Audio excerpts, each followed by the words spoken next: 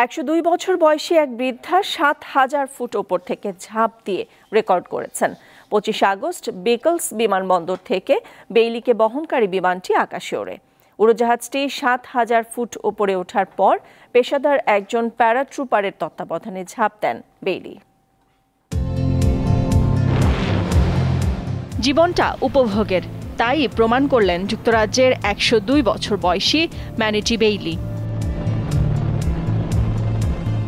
গেল 25 আগস্ট নিজের 102তম জন্মদিনে স্কাই ডাইভ দিয়েছেন বেইলি।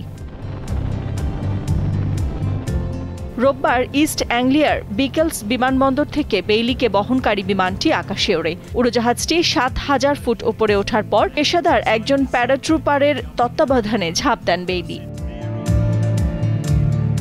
সামাজিক যোগাযোগ মাধ্যম এক্সে সেই দৃশ্যের ছবি পোস্ট করা হয়, যা ব্যাপক ভাইরাল হয়। 102 বছর বয়সী এই নারী দ্বিতীয় বিশ্বযুদ্ধের সময় ব্রিটেনের নৌবাহিনী রয়্যাল নেভাল সার্ভিসে কর্মরত ছিলেন। বিয়ে করেছিলেন সেনাবাহিনীর একজন প্যারাট্রুপারকে। তবে নিছক শখের বশে কিংবা স্বামীকে স্মরণ করে এই কাজ করেননি বেইলি। বিমান থেকে ঝাঁপ দেওয়ার এই ব্যাপারটি ছিল একটি দাতব্য তৎপরতা।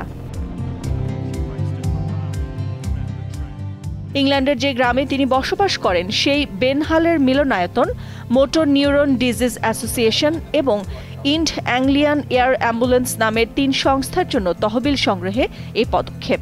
3 সংস্থাকে 30,000 ইউরো দান করার সিদ্ধান্ত নেন তিনি। এর মধ্যে এখন পর্যন্ত সংগ্রহ করেছেন 10,000 ইউরো।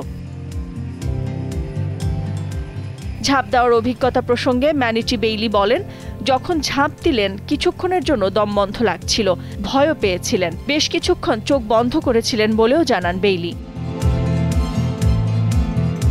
2002 সালে 100তম জন্মদিনে একটি ফেরারি গাড়ি ঘন্টায় 130 কিলোমিটার বেগে চালিয়ে রেকর্ড করেছিলেন ম্যানিটি বেইলি। সেই রেকর্ড এখনও অক্ষুণ্ণ রয়েছে। যুক্তরাজ্যের যুবরাজ প্রিন্স উইলিয়াম সামাজিক যোগাযোগ মাধ্যমে ম্যানিটি বেইলিকে শুভেচ্ছা জানিয়েছেন। নাদিরা জাহান, দীপ্ত বার্তা কক্ষ।